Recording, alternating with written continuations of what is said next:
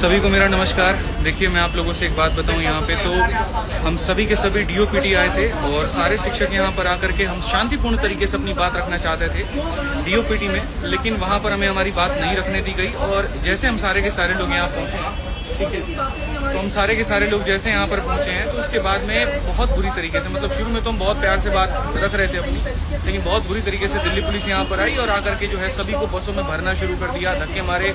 हमारे प्रशांत सर जो है एक बहुत जोर का उनको थप्पड़ मारा गाल पे, जिसके चलते उनका गाल जो है वो लाल हो गया। और शायद एक टीचर है जिनका हाथ भी टूटा है यहाँ पे, संजीव सर हैं यहाँ पे, और बाकी सभी शिक्षक हैं, सबको अलग अलग बसों में भरा गया है।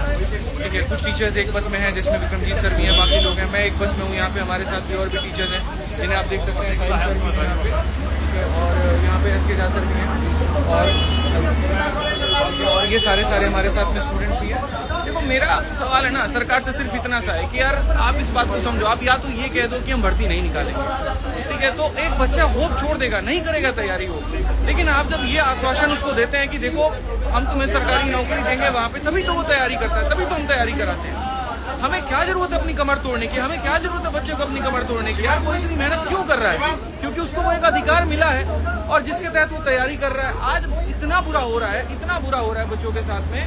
मतलब पहली बात तो एडमिट कार्ड नहीं आ रहा है बच्चा सेंटर पे पेपर देने जा रहा है तो पेपर रद्द हो जा रहा है, नकलें हो रही हैं, कहीं पर कोई ट्रांसपेरेंसी नहीं है। कोई बात नहीं है, कहीं पर कोई ट्रांसपेरेंसी नहीं है। अब ऐसे कैसे रहेगा आदमी? आप ये बताइए।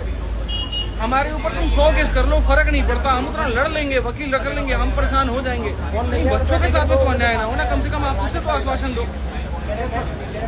एडिक्विटी जैसा घटिया एक वेंडर है, उसको सरकार सपोर्ट कर रही है, किस भी आप पे सपोर्ट कर रही है। रेलवे में आप कैलेंडर दे देते हैं और उसके बाद में आप पेपर तक नहीं कंडक्ट कराते, वहाँ पता तक नहीं चलता क्या है।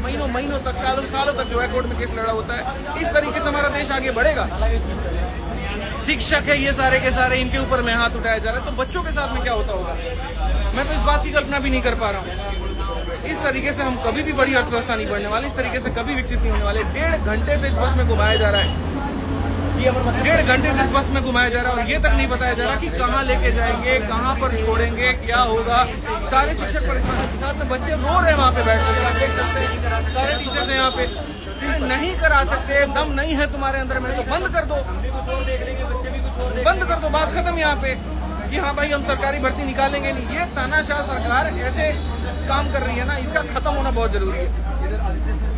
एक तानाशाही कर रहे हैं टीचर्स पे, ये पूरा तानाशाही है। अरे सर, चाइना की तरह तानाशाही करके देश को विकसित भी कर दे तो दुख नहीं होगा।